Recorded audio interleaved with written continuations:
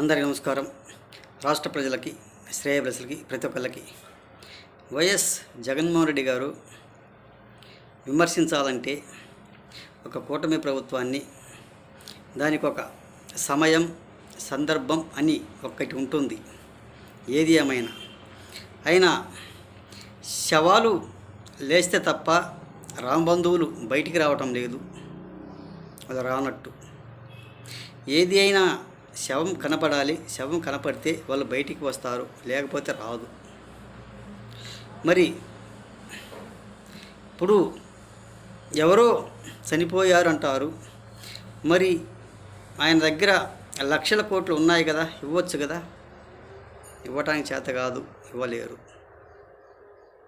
అధికారం ఇవ్వండి, పరిహారం చెల్లిస్తాను నేను వాళ్ళకు అంటారు. అంటే అదొక కొత్త రకం బ్లాక్మెయిల్ చేస్తున్నారు. అంటే అధికారం ఉంటే ఇస్తాడు, లేకపోతే లేదు. అంటే అధికారం కోసం తాపత్రయం పడుతున్నారే కానీ అధికారం రావటం లేదు. కోట్లు మాత్రం సంపాదించుకున్నాడు. ఏ ఒక్క రూపాయి అయినా ప్రజలకు ఇవ్వటం లేదు.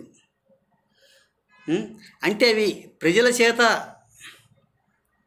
వాళ్ళ దగ్గర లాక్కొని వాళ్ళకి ఇవ్వాలని తాపత్రయపడటం తప్ప ఆయన డబ్బు ఏ ఒక్క రూపాయి అయినా పరిహారం చెల్లిస్తాము, వాళ్ళకి ఇద్దాము అనేది అంటూ ఏమి ఉండదు. ఎప్పుడూ చూడు జనాల సొమ్ము దోచుకోవాలి అని అనడమే తప్ప సొంతంగా సంపాదించి ఇవ్వాలి అని అనేది ఆయన దృష్టిలో లేదు, కనపడదు, కనిపించదు కాక. మరి ఇన్ని సంవత్సరాల నుంచి నేను అధికారం పార్టీలో ఉన్న, పార్టీ పెట్టినా నేను 5 సంవత్సరాలు అధికారం చేసినాను అంటాడు.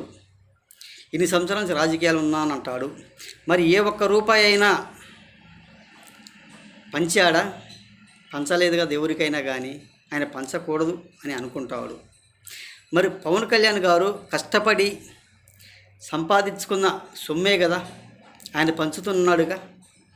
అధికారంలో లేనప్పుడు పంచాడు, ఓడిపోయినప్పుడు పంచాడు. ఇప్పుడు అధికారంలో డిప్యూటీ సీఎం ఉన్నప్పుడు కూడా లక్షలు చనిపోయిన వారికి, బాధితులకు, ప్రతి ఒక్కరు కూడా సహాయం చేస్తున్నాడు, పంచుతున్నాడు.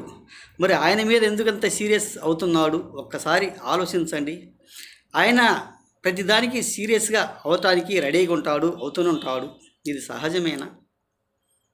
ఆయన చేయటానికి చేత కాదు, ఆయన ఇవ్వటానికి చేత కాదు. ఊరక ఇటువంటి పనికిమాలిన ప్రెస్ మీట్లు పెట్టుకుంటూ నాకు అధికారం ఇవ్వండి, నేను పంచుతాను, నేను ఇస్తాను అంటాడు. అంటే ఆయన సొమ్ము ఆయన ఇవ్వడు కదా, జనాల సొమ్మే వచ్చేది. అధికారం ఉంటే జనాల కాడ దోచుకోవచ్చు, వాళ్ళ సొమ్ము వాళ్ళకే ఇవ్వచ్చు అన్న దృష్టిలో అన్న తాపత్రయం పడుతూనే ఉంటాడు ఈ వైఎస్ జగన్మోహన్ రెడ్డి గారు. మరి 8 మంది చనిపోయారంటారు. మరి వాళ్ళకి పరిహారం చెల్లించవచ్చు కదా. చెల్లించడానికి చేత కాదు. ఈ ఊరక జనాల్ని వెంటేసుకొని అరుచుకుంటూ ఉండటం తప్ప దేనికి పనికొచ్చే వాళ్ళు మాత్రం కాదు ఈ వైసీపీ వాళ్ళు, ఈ రాబంధువులు అని తెలియజేస్తూ ఒక్కసారి ఆలోచించండి. వాళ్ళకి అధికారం ఉంటే జనాలలోకి వస్తామంటారు, అధికారం లేకపోతే మేము రామంటారు. మరి బుడమనేరు పొంగినప్పుడు విజయవాడ వరద బాధితులకు ₹1 కోటి విరాళం అందిస్తానన్నాడు. ఇచ్చాడా? ఇవ్వలేదు కదా.